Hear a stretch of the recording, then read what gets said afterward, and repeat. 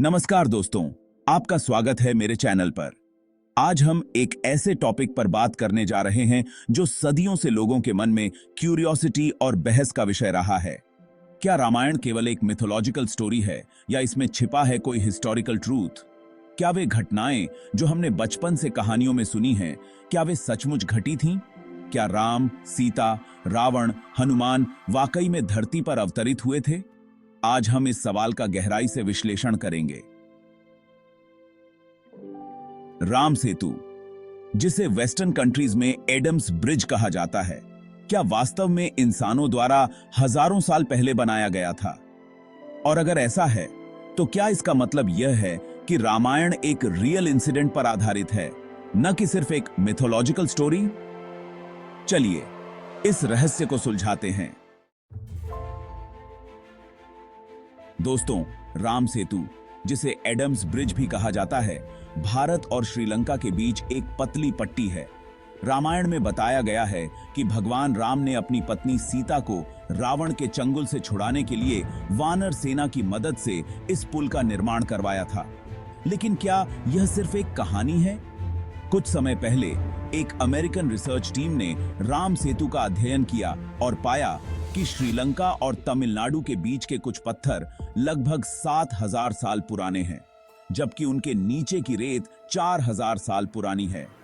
यह natural processes के खिलाफ है, क्योंकि आमतौर पर नई चीजें पुरानी चीजों के ऊपर जमती हैं। क्या यह इस बात का संकेत नहीं देता कि इन पत्थरों को इंसानों ने स्थापित किया होगा? क्या यह रामायण में वर्णित राम सेतु का ही एक हिस्सा हो सकता है? यह एक ऐसा सवाल है जो साइंटिस्ट्स और हिस्टोरियंस को सदियों से उलझाता रहा है।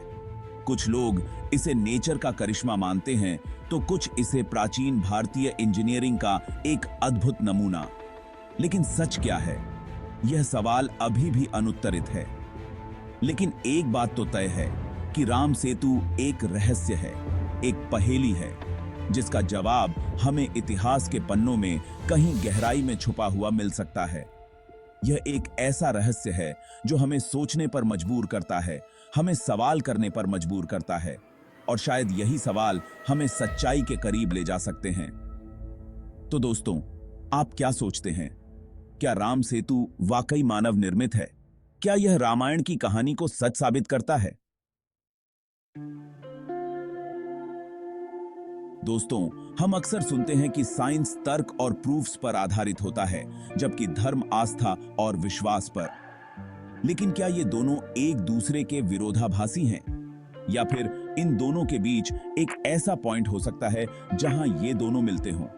रामायण, जो कि एक धार्मिक ग्रंथ है, उसमें कई एस्ट्रोनॉमिकल इवेंट्स का वर्णन मिलता है। क्या इन घटनाओं को साइंस के तराजू पर तौला जा सकता है? कई साइंटिस्ट्स ने रामायण में दिए गए एस्ट्रोनॉमिकल रेफरेंसेस का विश्लेषण किया है। राम के जन्म की तिथि 10 जनवरी 5614 बीसीई का वर्णन महर्षि वाल्मीकि ने किया है, और जब साइंटिस्ट्स ने मॉडर्न सॉफ्टवेयर से इन ग्रह स्थितियों को वेरीफाई किया, तो यह पूरी तरह से मेल खाता था। राम के भाइयों लक्ष्मण, भरत और शत्रुघ्न के जन्म की तिथियां भी इस गणना से मिलती हैं। क्या यह सिर्फ एक संयोग है या इससे कुछ और गहरा जुड़ा है? क्या यह इस बात का प्रूफ है कि रामायण में वर्णित घटनाएं वास्तव में घटी थीं? यह सवाल अभी भी अनुत्तरित है, लेकिन यह हमें सोचने पर मजबूर जरूर करता है। क्या हो सकता है कि प्राचीन भारतीय ऋषि मुनि विज्ञान के इतने बड़े जाता थे कि वे ग्रह नक्षत्रों की गति और उनके प्रभावों को इतनी सटीकता से समझते थे? या फिर यह सिर्फ एक संयोग है? यह एक ऐसा रहस्य है जिसका जवाब शायद हमें कभी नहीं मिलेगा। चैप्टर 3, राजा दशरथ की कुंडली और वनवास का रहस्य। दोस्तों, रामायण में एक किस्सा आता है जब राजा दशरथ अपने बेटे राम को युवराज बनाने की तैयारी कर रहे होते हैं। तभी अचानक उनके मन में एक डर समा जाता है। वाल्मीकि रामायण के अनुसार राजा दशरथ की राशि मीन थी। उन्हें डर था कि सूर्य, मंगल और राहु का बुरा प्रभाव उनकी जान ले सकता है। क्या यह डर केवल एक पिता का अपने बेटे के लिए प्यार था, या फिर इसके पीछे कोई और गहरी वजह थी? क्या यह मुमकिन है कि राजा दशरथ को अपनी मृत्यु का पहले से ही अंदाजा हो गया था? क्या उन्होंने ज्योतिष विज्ञान के जरिए यह जान लिया था कि आने वाला समय उनके लिए अच्छा नहीं है? और क्या इसी डर की वजह से उन्होंने राम को वनवास भेजने का फैसला लिया था?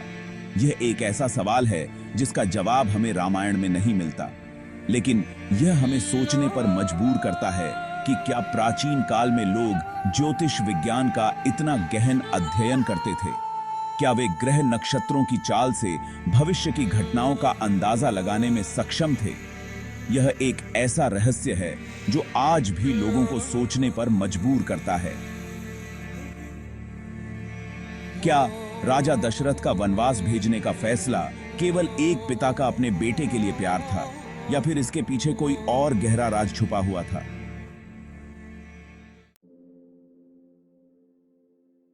चैप्टर 4, रामायण की टाइमलाइन। दोस्तों, रामायण की कहानी सदियों से चली आ रही है, लेकिन क्या आपने कभी सोचा है कि यह कहानी कब की है?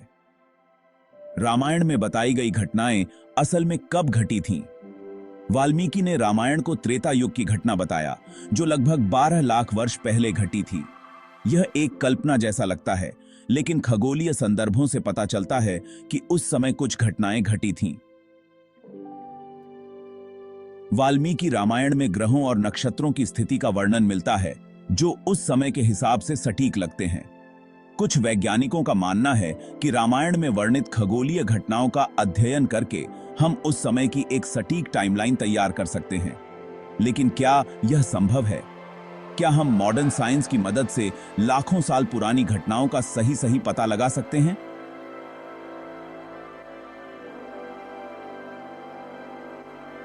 एक ऐसा सवाल है जिसका जवाब अभी तक किसी के पास नहीं है, लेकिन यह हमें सोचने पर मजबूर जरूर करता है कि क्या रामायण केवल एक काल्पनिक कहानी है, या फिर यह हमारे इतिहास का एक महत्वपूर्ण हिस्सा है जिसे हम भूल चुके हैं? क्या यह मुमकिन है कि हमारा इतिहास उतना पुराना नहीं है जितना हम मानते हैं? क्या हो सकता है कि रामायण और महाभारत जैसी घटनाएं वाकई में घटी थीं और उनका समयकाल हमारी कल्पना से भी कहीं अधिक प्राचीन हो? चैप्टर 5, विज्ञान और आस्था, बैलेंस कैसे बनाएं? दोस्तों, विज्ञान और आस्था ये दो ऐसे शब्द हैं जो अक्सर एक दूसरे के ऑपोजिट दिखाई देते हैं। विज्ञान तर्क और प्रूफ मांगता है, जबकि आस्था विश्वास और श्रद्धा पर टिकी होती है। लेकिन क्या ये दोनों एक दूसरे के दुश्मन हैं, या फिर इन दोनों के बीच एक ऐसा सेतु भी हो सकता है जो इन्हें जोड़ता हो? रामायण और महाभारत जैसी कहानियां, जिन्हें हम धार्मिक आस्था का प्रतीक मानते हैं, क्या उनमें भी विज्ञान छुपा हो सकता है? द्वारका नगरी, जो भगवान कृष्ण का नगर माना जाता है, उसके अवशेष समुद्र में पाए गए हैं। इन अवशेषों की उम्र लगभग 9000 साल मानी गई है। यदि द्वारका का अस्तित्व साबित होता है, तो क्या रामायण और महाभारत जैसी कहानियां भी वास्तविक हो सकती हैं? क्या यह संभव है कि हमारे धार्मिक ग्रंथ केवल कहानियां नहीं हैं, बल्कि वे हमारे इतिहास और विज्ञान का भी भंडार हैं? यह एक ऐसा सवाल है जिसका जवाब हमें तर्क और आस्था दोनों को साथ लेकर ही ढूंढना होगा। हमें अपने मन को बंद नहीं करना चाहिए, बल्कि उसे खोलकर नए विचारों को एक्सेप्ट करने के लिए तैयार रहना चाहिए, क्योंकि सच्चाई कहीं भी छुपी हो सकती है और उसे खोजने के लिए हमें खुले मन से आगे बढ़ना होगा। ओत्रो, क्या आप तैयार हैं इन कहानियों को एक नए नजरिए से देखने के लिए? दोस्तों, रामायण केवल एक कहानी नहीं है, यह एक जीवन दर्शन है, एक मार्गदर्शक है जो हमें सही और गलत का फर्क समझाता है।